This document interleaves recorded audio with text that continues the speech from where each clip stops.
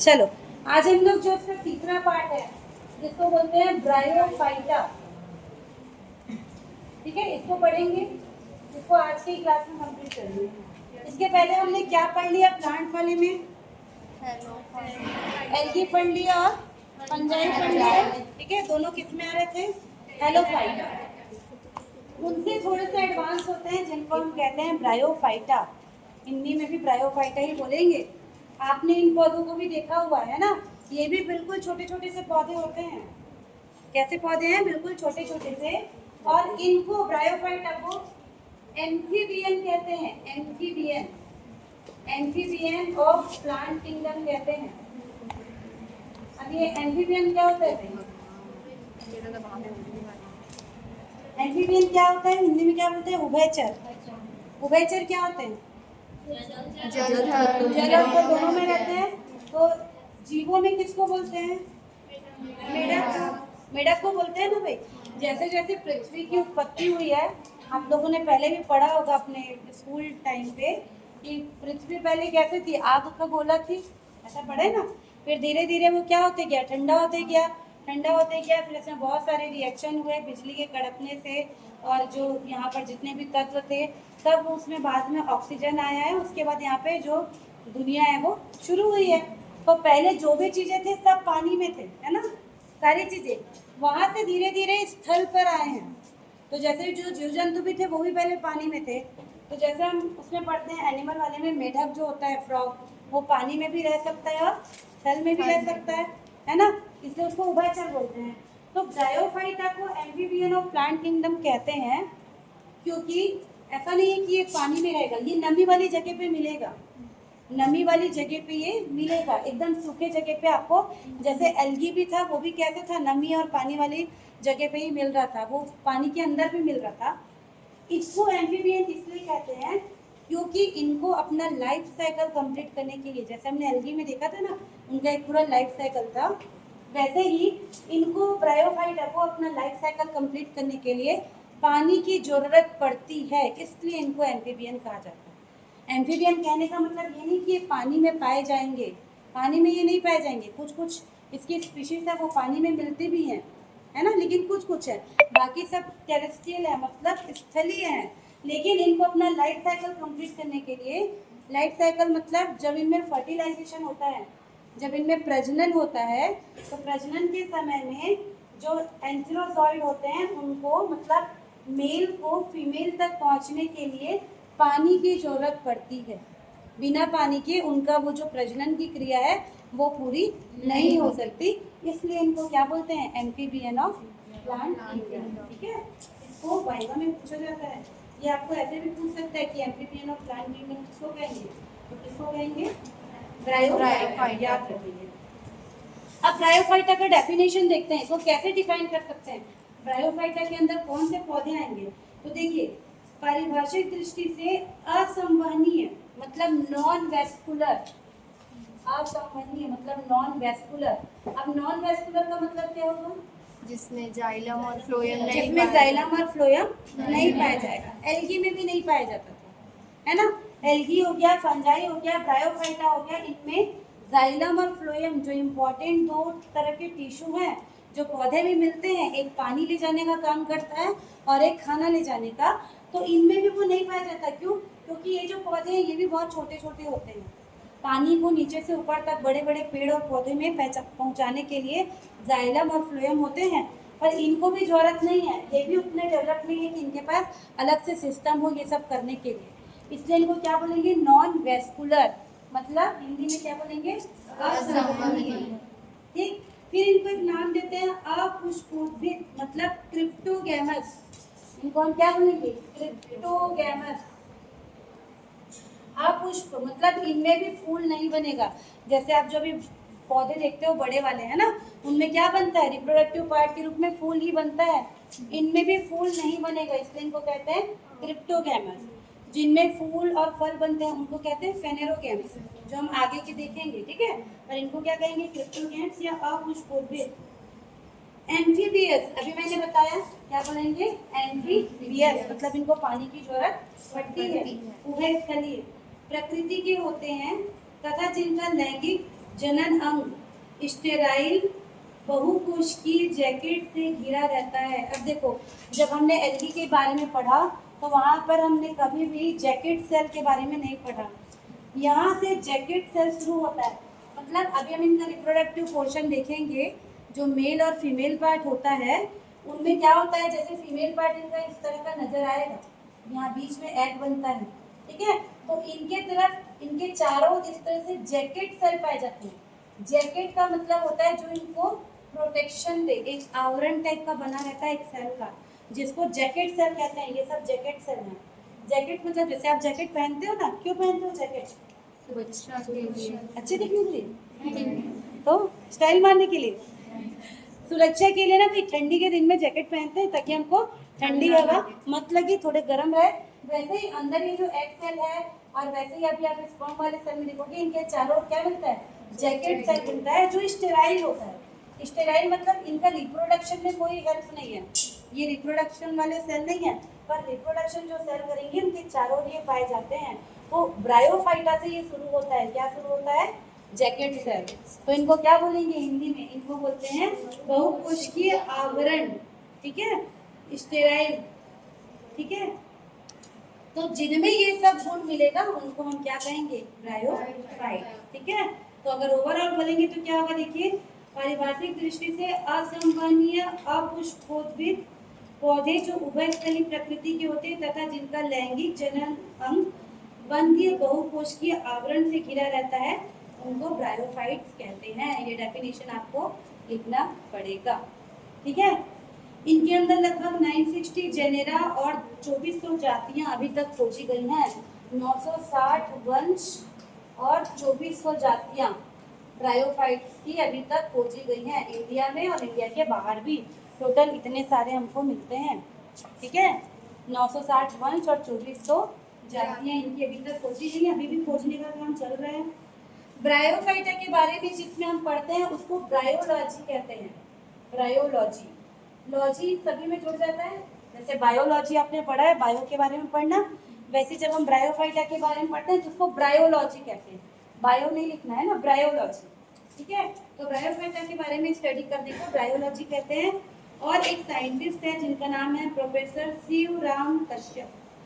Professor Shivram Kashyap, ये नाम है प्रोफेसर का।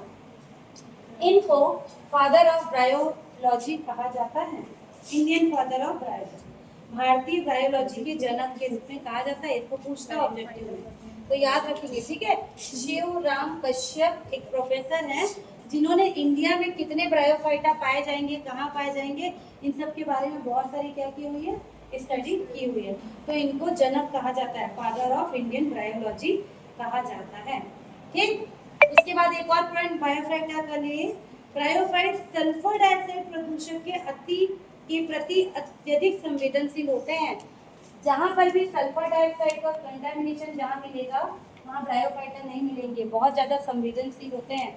कुछ कुछ पौधे ऐसे होते हैं जिनको हम प्लांट इंडिकेटर्स कहते हैं, जो प्रदूषण के बारे में बताते हैं। तो अगर ब्रायोफाइटा के रिस्पेक्ट में कुछ भी पूछा जाए तो ये सल्फर डाइऑक्साइड गैस के प्रति अत्यधिक संवेदनशील होते हैं। इसको भी आपको ऑब्जेक्टिव में पूछा जा सकता है। क्वेश्चन पूछ देगा कि सल्फर डाइऑक्साइड के प्रति संवेदनशील कौन है, तो आपको दे देगा एल्गी, ब्रायोफाइटा, टेरिडोफाइटा, जिम्नोस्पर्म, ऐसे 4 नाम आपको दे देगा। तो आपको याद रखना है किसको, ब्रायोफाइटा। चलो, कहाँ घूम रहे थे? कार्यक्रम में भाग लिए। चलो जल्दी, ठीक। तो इतने इंपॉर्टेंट फीचर पहले आपको ब्रायोफाइटा के बारे में पता होना चाहिए। चलिए, उसके बाद इनके कुछ और पॉइंट को देखते हैं। इनका डिस्ट्रीब्यूशन कहाँ पर पाया जाएगा, ब्रायोफाइटा कहाँ पर पाया जाएगा? नमी स्थानों में, हाँ? नमी वाली जगह। नमी वाले जगह पे पाया जाएगा, ठीक है। और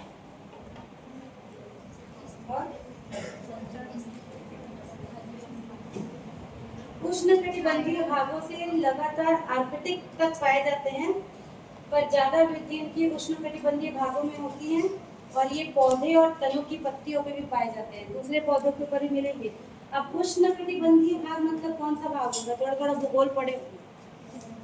उष्णकटिबंधीय भाग मतलब उष्णकटिबंधीय, उपोष्णकटिबंधीय, ऐसे बांटते हैं ना। ट्रॉपिकल, सेमी ट्रॉपिकल, आर्कटिक, पृथ्वी पढ़े हो गोल? Yes ma'am. ग्लोब पढ़े हो? यस आर्कटिक किधर आएगा? आर्कटिक और अंटार्कटिका। हमारा इंडिया कहाँ पर आता है इसमें? इधर नॉर्थ साइड आएगा, ईस्ट से बांटते हैं इक्वेटर। क्या बोलते हैं इक्वेटर को? भूमध्य रेखा। इंडिया इधर आता है कि इधर आता है? ऊपर ऊपर आता है। ऊपर नीचे? ऊपर ऊपर ऊपर ऊपर में इधर आता है कि इधर आता है? इधर कि इधर? इधर कौन बताएगा चलो?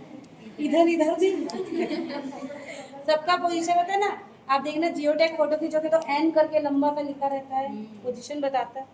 हमारे यहाँ इंडिया लगभग यहाँ पर आता है। जिनको पता है बहुत अच्छी बात है, जिनको नहीं पता है अभी देख लो। उत्तरी गोलार्ध, दक्षिणी गोलार्ध बोलते हैं ना ऐसे। Northern hemisphere, southern hemisphere. Arctic Antarctic इधर पोल पोल में पड़ता है, जो बहुत ठंडा रहता है। तो ठंडा रहता है, बर्फ तो जमी उधर, क्योंकि सूर्य की किरण डायरेक्ट उनके ऊपर नहीं पड़ती। क्यों नहीं पड़ती है? क्यों नहीं पड़ती है? क्योंकि पृथ्वी 23.5 डिग्री ऐसे इंक्लाइंड है, सीधा नहीं है, ये ऐसे झुका हुआ है ना। और अपनी जगह पे भी घूम रहा है और सूर्य के चारों ओर भी घूम रहा है। इन सब के कारण दिन रात क्यों होता है? पृथ्वी अपनी धुरी पे घूम रही है। ऋतु परिवर्तन क्यों होता है? क्योंकि सूर्य के चारों ओर घूम रही है। सूर्य यहाँ पर है, सूर्य की सीधी किरण जब यहाँ पड़ती है तब हमारे यहाँ गर्मी पड़ती है। मई जून, सबसे लंबा दिन, सबसे छोटा दिन, ये सब पढ़े हो ना? सबसे छोटा दिन कौन सा होता है? 22-23 दिसंबर ऐसा कुछ। सबसे लंबा दिन कौन सा होता है? 21 जून। तो 21 जून के समय हमारे ऊपर इधर सूर्य की डायरेक्ट किरण पड़ती है। सूर्य की किरण जब इधर पड़ती रहती है तब हमारे ऊपर ठंडी पड़ती रहती है। ये सब भूगोल का पार्ट है। अभी जो मैं बता रही हूँ वो ये है अभी जो मैं बता रही हूँ ब्रायोफाइटा में वो ये है कि ब्रायोफाइटा लगभग इस तरफ, ये जो ट्रॉपिकल वाले रीजन है ना, यहीं पर मिलेगा। ठंड की तरफ ज्यादातर नहीं मिलता, बस ये। ठीक है, इतना सारा इसमें ठीक। तो इस लाइन को याद रख लेंगे। उष्णकटिबंधीय भागों से लगातार आर्कटिक तक भी पाए जाते हैं। मतलब कुछ उनके स्पीसीज होंगे जो इधर ठंडे वाले एरिया तक भी पाए जाएंगे। बाकी आप एक ही वर्ड याद रखो, क्या? उष्णकटिबंधीय जगहों पर ये पाए जाते हैं। ठीक है, उसके अलावा इनका आवास क्या होगा, हैबिटेट क्या होगा? ये नम और छायादार स्थानों को पसंद करते हैं। मतलब जहाँ पर इनको थोड़ी नमी मिलेगी और छाया, मतलब एकदम डायरेक्ट सनलाइट के नीचे भी ये नहीं मिलेंगे। ठीक है, तो नमी और छायादार जगह पर ये मिलेंगे। और ज़्यादातर ये क्या होते हैं? स्थलीय होते हैं, मतलब हमको जमीन में ही मिलेंगे, पानी में बहुत कम मिलेंगे। लेकिन एक स्पीशीज है जिसका नाम बहुत जाता है, जैसे एक ब्रायोफाइट है जिसका नाम है रिक्सिया। एक ब्रायोफाइट है जिसका नाम है रिक्सिया। ठीक है, सबसे कॉमन, सबसे प्रिमिटिव वाला है, सबसे पुराना वाला है ये। ठीक है, तो रिक्सिया फ्लुइटेंस करके एक ब्रायोफाइटा है जो पानी में मिलता है। कैसे दिखता है पता है? ये कैसे दिखेगा? एक आप देखोगे ना तो ये आपको इस तरह का नजर आएगा। जैसे धनिया पत्ती देखिए हो, ऐसी वाली धनिया पत्ती जो ज्यादा फली नहीं है, है ना? धनिया पत्ती काटते नहीं घर पे डालने के लिए, तो धनिया पत्ती जो जिसकी पत्ती पूरी तरह से नहीं बनी रहती, ऐसे से जिसमें फर लगे रहते हैं ना धनिया के, वो वाली पत्ती जैसे दिखती है ना, उसी टाइप का ये रिक्सिया फ्लुइटेंस दिखता है, जो हमेशा किसमें मिलेगा? पानी में मिलेगा। तो किसी एक चीज के लिए आप जब भी बताएंगे, जैसे आपको अगर एक लाइन में पूछा जाए कि ब्रायोफाइटा कहाँ मिलेगा, तो आप बोलेंगे स्थलीय जमीन में मिलेगा।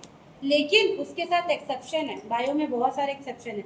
एक्सेप्शन ये है कि रिक्सिया फ्लुइटेंस और इसकी तरह और कुछ लोग हैं जो किसमें मिलेंगे? पानी में मिलेंगे। ठीक है, तो इसका नाम पूछता है, इसको याद रखेंगे, रिक्सिया फ्लुइटेंस। ये किसमें मिलता है? पानी में मिलता है। इसके अलावा रिक्सियोकार्पस, नेटस, रीलिया, ये सब बहुत सारे हैं जो पानी में मिलते हैं। स्फैग्नम एक ब्रायोफाइटा है जो जलीय और अर्धजलीय, पानी में भी मिलेगा, आधे पानी आधे जमीन वाली स्थिति में भी मिलेगा। तो बहुत सारे एक्सेप्शन है, एक का नाम याद रखो, रिक्सिया फ्लुइटेंस। इनका साइज, इनका जो माप है वो हमेशा कैसा रहेगा? बहुत छोटा सा रहता है, छोटे छोटे कुछ मिलीमीटर के होते हैं ये पौधे। लेकिन ऐसे भी ब्रायोफाइटा मिले हैं जो कुछ सेंटीमीटर तक लंबे भी हो सकते हैं। जैसे एक साइंटिस्ट ने एक पौधा देखा ब्रायोफाइटा का जिसका नाम है पॉलीट्राइकम कॉम्यून। न्यूजीलैंड में मिला है ये, जो 150 सेंटीमीटर लंबा है। मतलब 150 सेंटीमीटर लंबा मतलब कितना लंबा, इमेजिन करो। छोटी वाली जो स्केल आती है 15 सेंटीमीटर की, उसका 10 गुना इतना लंबा। तो 1 मिलीमीटर इतने से लेके इतना लंबा तक इसका वेरिएशन आपको देखने को मिलेगा। तो इसलिए इसको नहीं पूछता, ठीक है। पर फिर भी एक का नाम याद रख सकते हो, पॉलीट्राइकम कॉम्यून, बुक में दिया है, सब पीडीएफ भेजूंगी, ठीक है। ये 150 सेंटीमीटर तक लंबा हो सकता है। तो अधिकतर पौधे कैसे रहेंगे, एकदम छोटे छोटे से रहेंगे, और कुछ जो होते हैं वो बहुत लंबे भी मिल सकते हैं। कंडक्टिंग सिस्टम क्या रहेगा इसका, संवहन तंत्र। इनमें विशेष संवहन तंत्र की आवश्यकता नहीं होती क्योंकि छोटे छोटे पौधे हैं, ऐसे 1-1 मिलीमीटर के इतना सा पौधा है, फिर इसमें कहाँ पे जाइलम फ्लोएम मिलेगा, है ना। तो इनको जनरली संवहन तंत्र की आवश्यकता नहीं पड़ती है, ठीक है। अब देखो इसमें 2 चीज मिलता है। अब मैं आपको इसका एक स्ट्रक्चर बना के दिखाती हूँ कि कैसा दिखेगा। जैसे ये हमने रिक्सिया बनाया है ना, ये आपको कैसा नजर आएगा। ब्रायोफाइटा को अगर आप देखोगे तो ये कैसा नजर आता है, इसका स्ट्रक्चर आपको कुछ रिक्सिया का अगर हम देखें तो हमको ये इस तरह का नजर आता है। रिक्सिया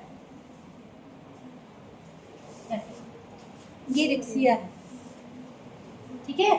इसमें ऐसे करके बीच में ये क्या बनाते हैं, ग्रुप मतलब गड्ढा टाइप का। अगर आप इसकी सतह देखोगे ना तो ऐसे जुड़ा हुआ है, तो ये बीच में थोड़ा गड्ढा रहेगा और 2 भाग ऐसे बना रहेगा। रिक्सिया ऐसे ही नजर आता है, अलग अलग टाइप के दिखते हैं भाई। ब्रायोफाइटा को 3 डिवीजन में बांटते हैं, ठीक है। एक को कहते हैं लीवर वर्ड्स, हिपैटिकोप्सिडा, एक को कहते हैं हॉर्न वर्ड्स, और एक को कहते हैं ब्रायोप्सिडा। 3 तरह के होते हैं। लीवर वर्ड्स ऐसी नजर आते हैं। ब्रायोफाइटा का जो एडवांस वाला पार्ट है वैसे पत्ती टाइप का नजर आएगा, इसको मॉसेस कहते हैं, अभी बताऊंगी। अभी आप ध्यान केंद्रित करो इस पे। ये एक रिक्सिया का पौधा है, इसका ऊपर का भाग और नीचे का भाग अलग अलग नजर आएगा, उसको डॉर्सी वेंट्रल कहते हैं। जैसे आप कोई भी एक पत्ती उठा के ले आए, डाइकॉट, मोनोकॉट और डाइकॉट समझते हो, क्या बोलते हैं हिंदी में, एक बीजपत्री और द्विबीजपत्री। दोनों में क्या अंतर है, एक बीच पत्थर में तो इसको में एक बीज होता है नहीं तो बांट नहीं सकते। मोनोकॉट और डाइकॉट में क्या अंतर है बेसिक। हाँ गुड। पत्ती का बता रही है ये। जैसे आप नॉर्मल पत्ती, पीपल का पत्ती देखे हो सब, कैसे दिखता है, जाली जैसे ना। पीपल का पत्ती आप बनाओगे ऐसा दिखता है ना, थोड़ा सा, ठीक है। तो उसमें आप देखोगे ये सिरा विन्यास ऐसे ऐसे करके बना रहता है, जाली का वत बोलते हैं इसको, ऐसे ऐसे। ये क्यों बना रहता है, डिजाइन के लिए। इसका क्या काम है, ये जो जाली टाइप बना रहता है। कोई भी पत्ती उठा के देखो, यहाँ से भी नीचे से कोई भी पत्ते उठा के देखोगे तो इसमें सिरा विन्यास ऐसा दिखेगा। इसका क्या काम है, आपके शरीर में नसों का क्या काम है। बहुत सारी नस होती है ना भाई, एक जो बड़ी नस है फिर उससे छोटे छोटे निकले हुए होते हैं ना, उनका क्या काम है, ऑक्सीजन, खाना पानी सब पहुंचाना। वैसे ही इनका भी काम है, इसी में तो जाइलम फ्लोएम है जो पूरी चीजों को इस पत्ती तक पहुंचा रहा है। डाइकॉट का लीफ ऐसे दिखेगा, वहीं पर अगर आप मोनोकॉट का लीफ दिखोगे तो ऐसा दिखेगा, पैरेलल वेरिएशन, ये अंतर होता है ना। अब ये जो पत्तियां होती हैं, अगर आप डाइकॉट की प्लांट देखोगे, मैं असल में आपको यहाँ पर ये बताना चाह रही हूँ, आप डाइकॉट की पत्ती देखोगे ना तो ऊपर अलग दिखेगा, नीचे अलग दिखेगा। ऊपर आपको डार्क ग्रीन कलर का दिखता है और नीचे थोड़ा लाइट ग्रीन कलर का। तो जब भी हमको ऊपर और नीचे अलग अलग दिखता है ना तो उसको डॉर्सी वेंट्रल बोलते हैं, मतलब डॉर्सल ऊपर अलग, वेंट्रल अलग। इनमें भी वही देखने को मिलेगा। अगर आप ऊपर की तरफ देखोगे, ये जो ब्रायोफाइटा है इसको अगर आप ऊपर की तरफ देखोगे तो ऊपर की तरफ आपको यहाँ पर इस तरह से कुछ स्ट्रक्चर देखने को मिलेंगे, ऐसा ऐसा, और यहाँ पर आपको गैमेट वाले स्ट्रक्चर देखने को मिलेंगे जब आप ऊपर की तरफ देखोगे। और जब आप इसको पलट के पीछे की तरफ देखोगे, इसको जब आप पलट के इस तरह से पीछे की तरफ देखोगे तो यहाँ पर आपको ऐसे करके राइजोइड दिखेंगे, मतलब कि रूट टाइप का स्ट्रक्चर देखने को मिलेगा। और यहाँ पर आपको ऐसे ऐसे लंबे लंबे स्केल देखने को मिलते हैं, स्केल इनके प्रोटेक्शन के लिए दिया रहता है। मतलब इनका ऊपर का स्ट्रक्चर और नीचे का स्ट्रक्चर कैसा होता है, अलग अलग होता है। यहाँ तक समझ आया? अब देखो ये जो भाग है, ये जो हम देख रहे हैं, इस भाग को गैमीटोफाइट कहते हैं, गैमीटोफाइट। इनमें भी पीढ़ियों का एकांतरण देखने को मिलता है। अल्टरेशन ऑफ जनरेशन ब्रायोफाइट्स में भी देखने को मिलता है, जैसे मैंने आपको एल्गी में भी बताया था। तो यहाँ पर वो और क्लियर देखने को मिलता है। कैसे क्लियर देखने को मिलता है? ये जो भाग हम ब्रायोफाइटा का देखेंगे, थर्ड सेमेस्टर वाले अभी इसका डिटेल पढ़ रहे हैं, जो मैं बता रही हूँ ना आपको, एरिक्सिया, मार्केशिया, ये सब का पूरा डिटेल पढ़ना है उनको। अभी आपको सिर्फ इंट्रोडक्शन पढ़ना है, तो उनके असाइनमेंट में उनको मैं ब्रायोफाइटा कलेक्ट करने के लिए दूंगी। तो जैसे आपने ये लाए, ये आप ब्रायोफाइटा मान लीजिए आप कहीं घूम रहे हैं, आपको मिल गया, तो ये जो आप ब्रायोफाइटा उठा के लाओगे, ये इसको क्या बोलेंगे, ये इसका गैमीटोफाइट है, गैमीटोफाइट। फिर क्या होता है, इस गैमीटोफाइट में जब ये रिप्रोडक्शन करता है, तो मान लीजिए फीमेल वाला पार्ट है ना, इसी में ही मेल वाला भी हो सकता है या दूसरे में। तो मान लीजिए फीमेल वाला पार्ट है और यहाँ पर इसमें क्या है, ऐसे मेल वाला पार्ट है, ऐसे। जब इनके बीच में फर्टिलाइजेशन होगा, निषेचन की प्रक्रिया होगी, यहाँ से जो एंथेरोजॉइड है निकल के कहाँ आएगा, यहाँ पर आएगा, यहाँ पर जाइगोट बनेगा, एग और स्पर्म मिलेंगे, और यहाँ से इस तरह से कैसे लंबा सा स्ट्रक्चर निकलता है, ठीक है, जिसके यहाँ पर इस तरह से फूला हुआ सा एक भाग रहता है। इस भाग को स्पोरोफाइट कहते हैं, स्पोरोफाइट। क्या कहते हैं, स्पोरोफाइट। तो हमको इसमें दो तरह के, दो इनका मतलब रूप देखने को मिल रहा है। एक जो कॉमन रूप है उसको गैमेटोफाइट कहते हैं। जब इनमें, जब ये बड़े, पहले छोटे से रहते हैं, फिर बड़े होंगे, फिर इनमें क्या बनेंगे, जो सेक्स ऑर्गन बनेंगे, है ना, और यहाँ पर एंथीरोसॉइड बनेंगे, यहाँ पे आर्किगोनिया बनेगा, ये दोनों का फर्टिलाइजेशन होगा। फर्टिलाइजेशन के बाद एक स्ट्रक्चर बनेगा जिसको कहते हैं स्पोरोफाइट। ठीक, इस स्पोरोफाइट का ये जो ऊपर फूला वाला भाग है, इसको कहते हैं कैप्सूल, ठीक है। ये जहाँ पर से जुड़ा हुआ है, इस भाग को कहते हैं फुट, और बीच वाले भाग को कहते हैं सीटा। तीन भाग में इसको डिवाइड करते हैं। और जो इसका कैप्सूल वाला भाग है, यहाँ पर छोटे छोटे फिर से क्या बनते हैं, स्पोर बनते हैं, छोटे छोटे स्पोर बनते हैं, बीजाणु बनते हैं। जब ये मैच्योर हो जाते हैं, परिपक्व हो जाते हैं, तो ये ऐसे फट जाता है और ये स्पोर पूरा हवा में ऐसे रिलीज कर दिया जाता है।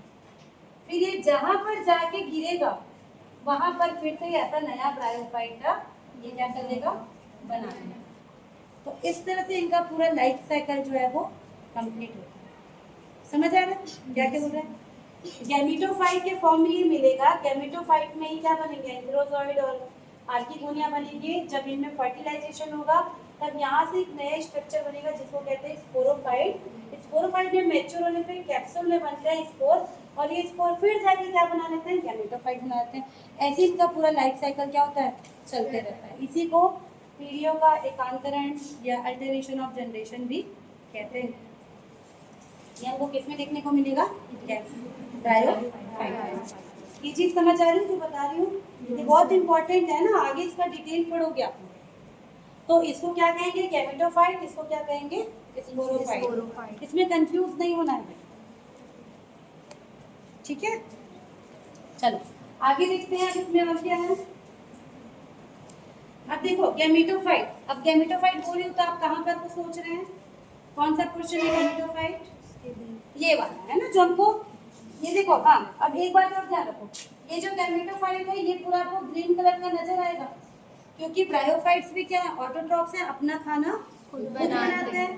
तो ये जो गैमेटोफाइट वाला पोर्शन है ये हमेशा ग्रीन कलर का नजर आएगा, ये अपना खाना खुद बनाते हैं। लेकिन जो स्पोरोफाइट है ये अपना खाना नहीं बना सकते। ये पूरी तरह से किस पर डिपेंड है, गैमेटोफाइट के ऊपर डिपेंड है, खाना के लिए भी और रहने के लिए। ठीक, तो हमेशा याद रखेंगे स्पोरोफाइट गैमेटोफाइट के ऊपर डिपेंड रहता है। लेकिन ब्रायोफाइटा के कुछ एडवांस मेंबर हैं जिनका स्पोरोफाइट भी कुछ हद तक प्रकाश संश्लेषण की क्रिया को कर सकता है, और ये क्या बनेंगे, सेमी डिपेंडेंट है।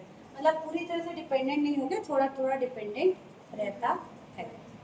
समझ आया यहाँ पे? ठीक है, तो ये हमको जनरली कैसा दिखेगा, ग्रीन कलर। ठीक, अब देखो अगर मैं बोलूँ गैमेटोफाइट, तो गैमेटोफाइट कहाँ से बना, कहाँ से बना है गैमेटोफाइट, ये बताओ कहाँ से बन रहा है? स्पोर से ना भाई, यहाँ से ये देखो कैप्सूल से जो स्पोर निकला ये क्या है, स्पोर। क्या बताई भी थोड़ी देर पहले, कैप्सूल से बहुत सारे स्पोर निकले और ये स्पोर हवा में पूरे बिखर जाते हैं और जहाँ पर भी ये जमीन में गिरते जाएंगे, यहाँ पर जमीन है, यहाँ ये स्पोर गिरा, यहाँ जमीन है, यहाँ स्पोर गिरा, यहाँ पर ये ग्रो करके फिर ऐसा ब्रायोफाइटा क्या कर लेगा, बना लेगा। तो गैमेटोफाइट की जो पहली सेल है उसको कहते हैं स्पोर। गैमेटोफाइट की पहली सेल क्या कहलाएगी, स्पोर। इसको पूछता है ऑब्जेक्टिव में। और जो स्पोरोफाइट है उसकी पहली सेल कौन सी हो जाएगी, स्पोरोफाइट की पहली सेल कौन सी हो जाएगी, कैप्सूल तो बाद में बनना है ना बेटा, ये स्पोरोफाइट है, अचानक से कैप्सूल नहीं बना, धीरे धीरे बढ़ा, ये स्पोरोफाइट की पहली सेल कौन सी हो जाएगी, गैमेटोफाइट कैसे होगी, स्पोरोफाइट की पहली सेल हो जाएगी जाइगोट। यहाँ पर हुआ ना फर्टिलाइजेशन, मेल एंथ्रोजॉइड यहाँ आया, यहाँ पर जो एग है वो एन है, जो स्पर्म है यहाँ का वो एन है, दोनों मिलके जब यहाँ पर 2n जाइगोट बना है, इसी 2n जाइगोट से ये स्पोरोफाइट बना है। तो गैमेटोफाइट का पहला सेल हो जाएगा स्पोर और स्पोरोफाइट का पहला सेल हो जाएगा जाइगोट। इसको याद रखेंगे, इसको ऑब्जेक्टिव में पूछता ही है कि इस फेज का पहला सेल कौन है और इस फेज का पहला सेल। पहला सेल मतलब कहाँ से वो बनना शुरू हुआ। ठीक है, देखो इसमें कैसे लिखा है, गैमेटोफाइट में लिखा है बीजाणु गैमेटोफाइट, गैमेटोफाइट को हिंदी में बोलते हैं युग्मोद्भिद। ठीक है, तो बीजाणु युग्मोद्भिद पीढ़ी की प्रथम अवस्था होती है। कैप्सूल के स्वतंत्र होने के बाद बीजाणु अंकुरित होकर हरा प्रकाश संश्लेषी युग्मोद्भिद बनाते हैं जो थायराइड में बटा होता है। मतलब ये जहाँ पर भी जा रहा है वहाँ पर ये इस तरह का स्ट्रक्चर क्या कर लेता है, बना लेता है। ठीक, उसके बाद मैंने राइजोइड के बारे में बता दिया। ठीक है, राइजोइड को हिंदी में कहेंगे मुलाम, जो इसमें पीछे वाले भाग पे आपको ऐसे या कई बार ऐसे नीचे में देखने को मिलेंगे। ये राइजोइड का क्या काम होगा, देखो इसको रूट में, देखो पौधे में भी रहता है ना, पौधा कैसे है, ऐसे जमीन के ऊपर है, नीचे जो है उसको क्या बोलते हैं, रूट, हिंदी में क्या बोलते हैं, जड़। ये बिल्कुल इसी के तरह ही स्ट्रक्चर है, बस ये क्या है, बहुत एडवांस स्ट्रक्चर है रूट। ये उतना एडवांस नहीं है, ये उतना एडवांस स्ट्रक्चर नहीं है, इसलिए इसको राइजोइड, इसको रूट बोलते हैं, इसको राइजोइड बोलते हैं, हिंदी में मूलांग कहते हैं। इसका काम सिर्फ क्या है कि जहाँ पर भी जमीन में ये है ब्रायोफाइटा, उसको यहाँ पर से क्या रखना, अटैच करके रखना, उसका काम सिर्फ उतना ही, मूलांग। ठीक है, तो मूलांग का क्या काम है, ये राइजोइड कहलाते हैं। ये अशाखित एक कोशिकीय भी हो सकते हैं, बहुकोशिकीय भी हो सकते हैं। ठीक है, मूलांग पौधे को भूमि से जोड़ के रखने का कार्य करता है और इसके अलावा कुछ पौधों में पानी और खनिज पदार्थों के अवशोषण का भी काम करता है। तो जो काम रूट करता है बड़े पौधों में, वही काम यहाँ पर कौन करता है, राइजोइड या मूलांग करता है। ठीक, फिर क्या है, एक चीज जिसको बोलते हैं स्केल या सल्क, हिंदी में इसको सल्क कहते हैं। तो ये बड़े छोटे सभी तरह के मिलते हैं, तो मैंने बताया ना इसके पीछे इस तरह से आपको ऐसे सल्क मिलेंगे, इनको स्केल कहते हैं। ये इनके प्रोटेक्शन के लिए रहते हैं। ये जनरली बैगनी कलर के नजर आते हैं, पर्पल कलर के दिखते हैं। अब खोज के लाना, किसी को ब्रायोफाइटा मिलेगा पता नहीं, छोटे छोटे से स्ट्रक्चर मिलेंगे, 1 मिलीमीटर मतलब समझ एकदम ब्रायोफाइटा है। ठीक है, चलो इतना देख लिया। अब थोड़ा सा देख लेते हैं रिप्रोडक्शन इनमें कैसे कैसे होगा। बहुत कुछ बता दिया मैंने, फिर भी देखते हैं रिप्रोडक्शन कैसे होगा भाई। कौन कौन से तरीके हो सकते हैं, जल्दी बताओ। एल्गी में कितना देखते हैं रिप्रोडक्शन, 3। फंजाई में 3। ब्रायोफाइटा में 2। ठीक है, 2 तरह से ये रिप्रोडक्शन करता है। एक को कहेंगे वेजिटेटिव, वर्धी, और दूसरे को कहेंगे सेक्सुअल। अब यहाँ पर एसेक्सुअल रिप्रोडक्शन नहीं लिखे, ठीक है। वर्धी प्रजनन में देखिए 2-3 तरीके हैं, बहुत सारे तरीके होते हैं, 2-3 जो इम्पोर्टेंट है उनको देखते हैं। सबसे पहला फ्रेगमेंटेशन, कल भी देखे थे, विखंडन। सबसे पहले क्या होता है? फ्रेगमेंटेशन। विखंडन क्या होता है? देखिए ये मान लीजिए आपका एक है, ये दूसरा है। किसी वजह से ये वाला जो पोर्शन है इसका डेथ और डिके हो गया। डेथ मतलब किसी वजह से ये वाला पोर्शन क्या हो गया? सड़ गया। तो ऐसे ऐसे धीरे धीरे सड़ता हुआ जाएगा। मान लीजिए इतना सड़ गया, फिर ये इतना सड़ गया, फिर इतना सड़ गया, और ऐसा करते करते जब यहाँ पर इसको डाइकोटोमस ब्रांचिंग बोलते हैं ना, यहाँ तक अगर ये ऐसे सड़ते सड़ते पहुँच गया तो ये जो 2 भाग है वो अलग हो जाएंगे। जैसे ये अलग होंगे ये जाके अलग अलग 2 पौधा बना जाएंगे। तो जब भी विखंडन होगा, फ्रेगमेंटेशन होगा, तो जितने टुकड़ों में भी बटेगा। मान लीजिए किसी वजह से ये वाला टुकड़ा भी टूट के अलग हो गया तो ये भी जाके नया पौधा बना सकता है। जहाँ पर भी हम विखंडन या फ्रेगमेंटेशन बोलेंगे तो उसका मतलब यही होता है कि पुराने भाग मर जाते हैं और धीरे धीरे सड़ने लगते हैं। परिणाम स्वरूप इसकी जो शाखाएं हैं वो अलग होके नया पौधा बना लेती है। उसी को क्या कहते हैं? फ्रेगमेंटेशन। दूसरा एक तरीका होता है जिसको कहते हैं ट्यूबर। ट्यूबर, ठीक है। ट्यूबर को हिंदी में क्या बोलेंगे? कंद। कंद क्या होता है? कई बार इनके यहाँ ऊपर में इस तरह से एक स्ट्रक्चर बन जाएगा, ठीक है, जिसके अंदर बहुत सारा फूड मटेरियल रिजर्व हो जाएगा, और कुछ समय बाद ये यहाँ से अलग हो जाएगा। फिर ये जहाँ पर भी जाएगा वहाँ पर फिर से ग्रो करके नया पौधा बना लेगा। तो भाई ट्यूबर फॉर्मेशन भी होता है। इसके अलावा ब्रायोफाइटा में जो एक और इम्पोर्टेंट मिलता है जो आप पहली बार सुनोगे, इसको कहते हैं gemma formation. Gemma, gemma, gemma formation. Gemma cup बोलते हैं इसको। अभी जब मैंने ये डायग्राम बनाया था तो आपने देखा था इसके पास मैंने एक ऐसा कप टाइप का स्ट्रक्चर बनाया था। ये कप जैसा दिखता है, कप होता है ना चाय पीने वाला, बिल्कुल वैसे ही दिखता है। ऊपर सरफेस में जैसे ये ब्रायोफाइट है तो नीचे तो आपको राइजोइड और स्केल देखने को मिलेंगे, ऊपर तरफ वेजिटेटिव रिप्रोडक्शन करने के लिए इस तरह से कप टाइप की संरचना देखने को मिलेगी। मैं इसका आपको डायग्राम भेजूंगी, ग्रुप में देखिएगा। कप जैसे दिखता है, ये छोटा छोटा, ठीक है, ये इस तरह से रहता है। इसको गैमा कप कहते हैं, गैमा कप, ठीक है। अगर आप इसका टीएस देखेंगे ट्रांसफर सेक्शन तो हमको ये कुछ इस तरह से नजर आता है।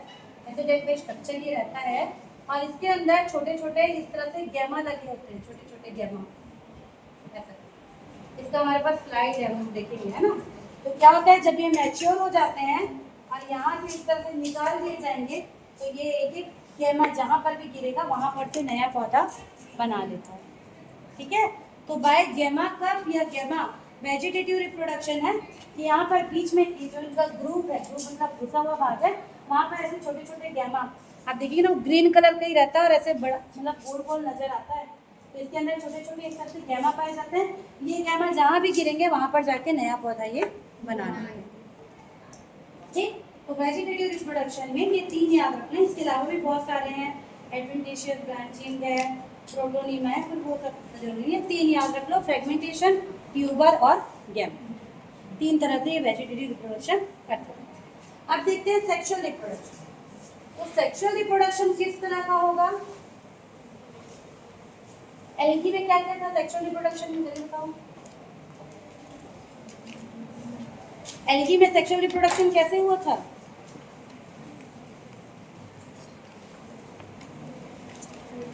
बोलो। आइसोगैमी, एनाइसोगैमी और oogamous।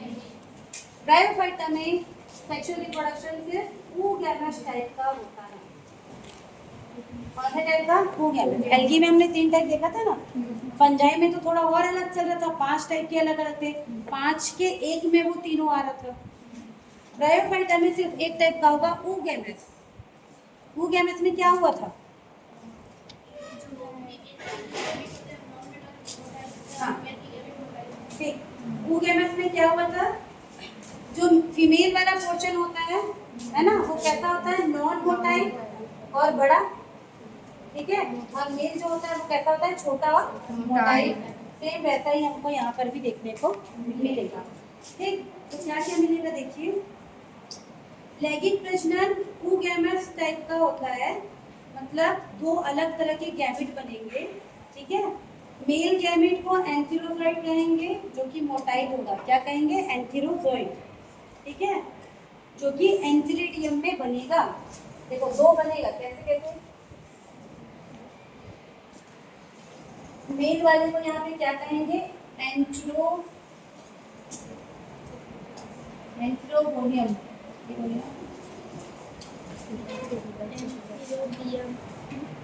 एंथ्रीडियम, एंथ्रीडियम,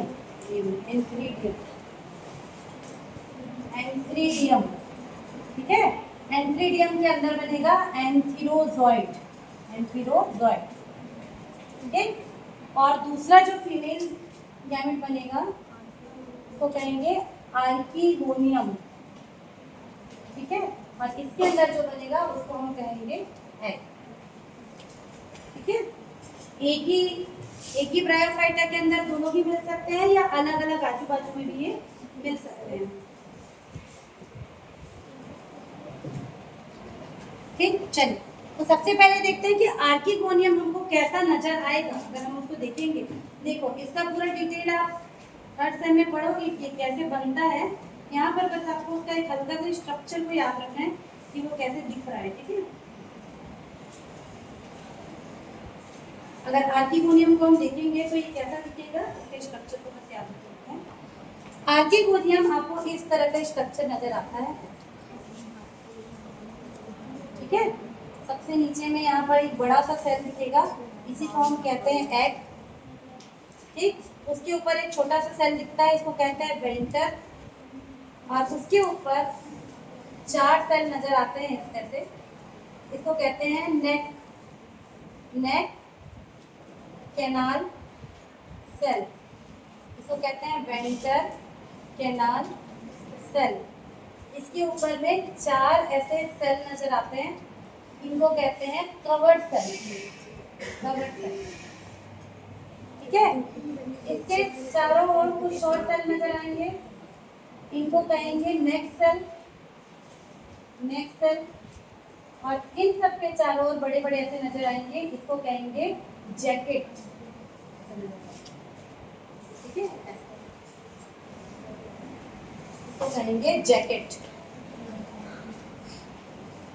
फीमेल हमको आर्कीगोनियम इस तरह का नजर आएगा। जब अगले सेमेस्टर में पढ़ोगे थर्ड में, तो ये पूरा स्ट्रक्चर कैसे बना वो भी डिटेल में पढ़ना है। अभी के लिए बस इतना याद रखिए, आर्कीगोनियम का स्ट्रक्चर इस तरह से नजर आता है। अगर इसको डिस्क्राइब करो तो कैसे डिस्क्राइब करेंगे, आर्कीगोनियम हिंदी में इसको कहते हैं स्त्रीधानी, ठीक है। तो ये कई समसूत्री विभाजनों माइटोटिक डिवीजन से बनती है। अगर अभी इधर देखिए जो मैं बोल रही हूँ ना, परिपक्व स्त्रीधानी एक फ्लास्क की आकार की रचना होती है, इसको आप देखेंगे तो ये कैसा दिख रहा है हमको, एक फ्लास्क की आकार की रचना होती है, जिसमें नीचे एक फूला हुआ उदरक पाया जाता है। ये जो वेंटर है इसको हिंदी में उदरक बोलते हैं ना, तो वेंटर पाया जाता है, ठीक है। और एक लंबी खोखली ग्रीवा नेक होती है, ठीक। ये जो बीच का पोर्शन है इसको क्या बोले, लंबी खोखली ग्रीवा, जिसके ऊपर 4 1 2 3 4 इस तरह से 4 सेल लगे होते हैं, जिनको कहा जाता है कवर सेल, ठीक है। टोपी के समान दिया हुआ है, ठीक है। वेंट्रल में एक बड़ी नेकेड एग सेल होती है, कौन सी, ये वाली, इसको हम क्या कहेंगे, एग सेल, ठीक है। सबसे नीचे बीच में क्या मिलेगा, एग सेल होती है, जिसके ठीक ऊपर वेंटर कैनाल सेल होती है, ये वाली, और उसके ऊपर क्या होगी, नेक कैनाल सेल। इनका नाम कैनाल सेल क्यों, अभी आगे देखेंगे, ठीक है। उसके बाद परिपक्व स्त्रीधानी बंध्य जैकेट, स्टेराइल जैकेट से घिरी होती है, ठीक है।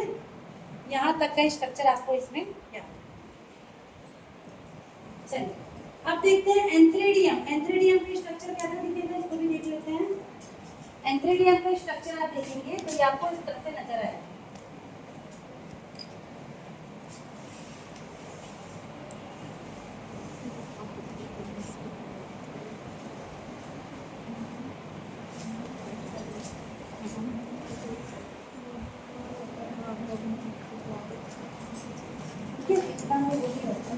गोल टाइप में रहता है। अलग अलग प्लांट में अलग अलग स्ट्रक्चर देखने को मिलेगा, ठीक है, सब में अलग अलग देखने को मिलेगा। अभी हम एक कॉटन वाला बनाएंगे, ऐसे टाइप का स्ट्रक्चर हमको देखने को मिलेगा किसमें, एंथ्रीडियम। ये पूरा एक सेल है, ठीक है, इसको कहते हैं स्टॉल, डंडी।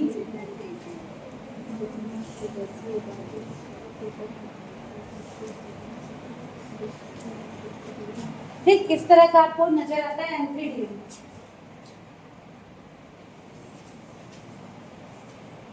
ठीक, तो ये भी बहुत सारे समसूत्री विभाजनों द्वारा बनता है।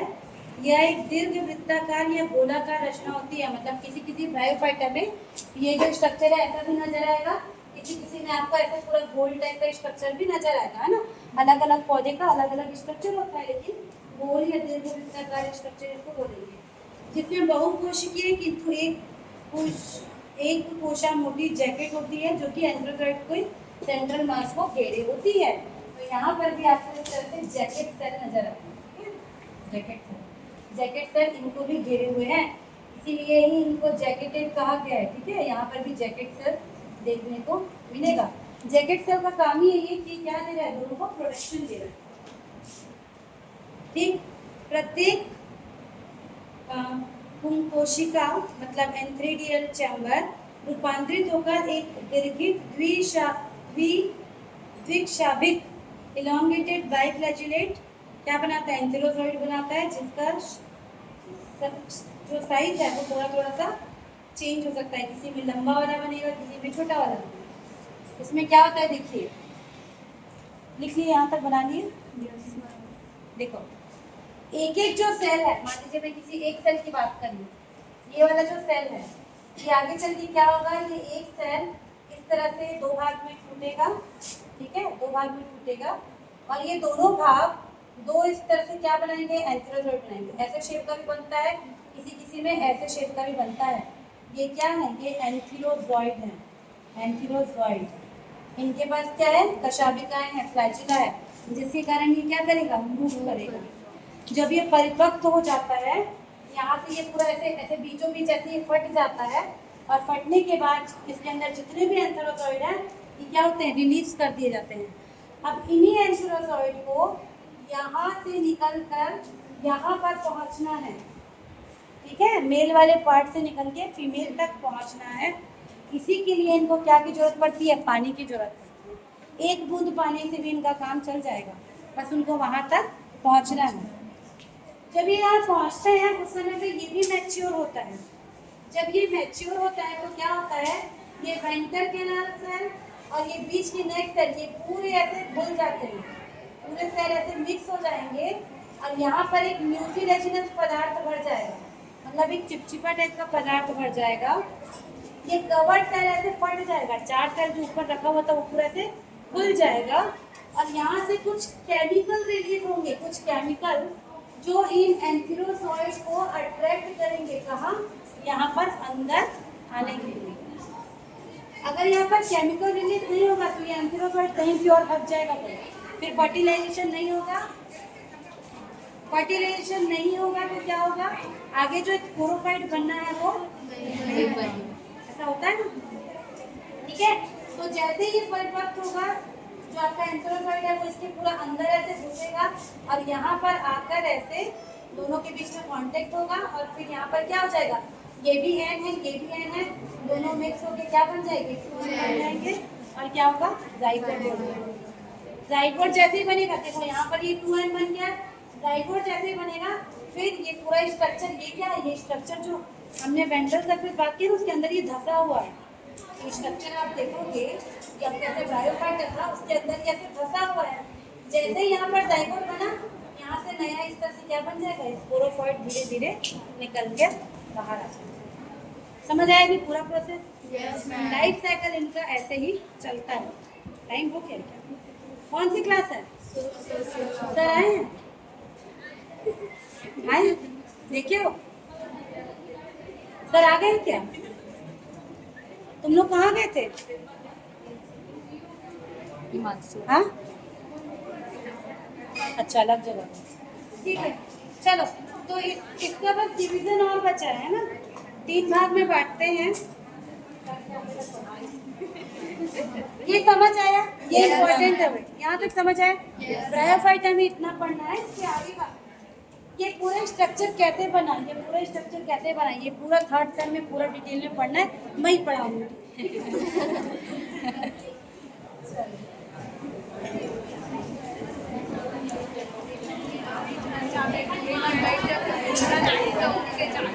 मैम ट्यूशन भी बता दो ना। बैठो भी, छोड़ी नहीं हूँ मैं। ब्रायोफाइटा को 3 भाग में बांटते हैं, बात नहीं, बाहर बात नहीं, 3 भाग में बांटते हैं, ठीक है? कौन कौन से 3 भाग है, तो इसको डिवीजन याद रखना है, ज़्यादा कुछ नहीं है, बताते हैं, ठीक है? एक को कहते हैं हिपैटिक सीधा, लिख लो इसको, बुक में नहीं है, हिपैटिक सीधा, ठीक है? फर्स्ट डिवीजन है इनका, इसको कहते हैं हिपैटिक सीधा। सेकेंड को कहते हैं एंथोसीरोटोक्सिडा, एंथोसीरोटोक्सिडा, ठीक है? और तीसरे को कहते हैं ब्रायोक्सिडा, ब्रायोक्सिडा। 3 भाग में इसको बांटा गया है। कॉमन वर्ड्स में इसको कहते हैं लीवर वर्ड्स, लीवर वर्ड्स, इनको कहते हैं हॉर्न वर्ड्स, और इसको कहते हैं मॉसेस, ठीक है? इसका एग्जाम्पल है डिक्सिया, इसका एग्जाम्पल है एल्बोसिरोस, और इसका एग्जाम्पल है मार्केशिया,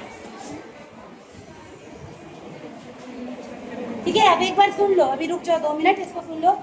लीवर वर्ड्स इसलिए बोलते हैं क्योंकि इनका स्ट्रक्चर आप देखोगे किस तरह से लीवर के टाइप दिखता है। लीवर, लीवर क्या बोलते हैं हिंदी में? किडनी।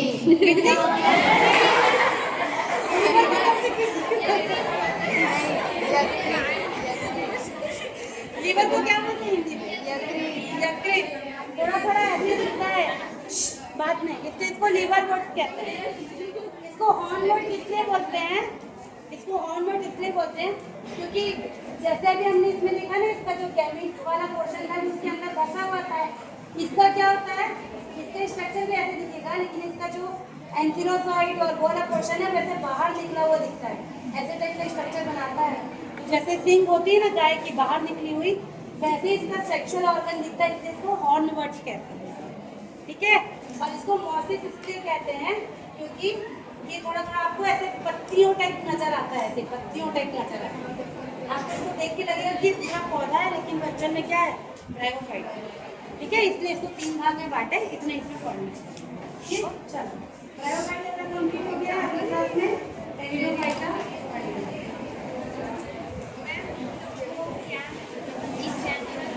Riccia, Anthoceros, ANTHOCEROS,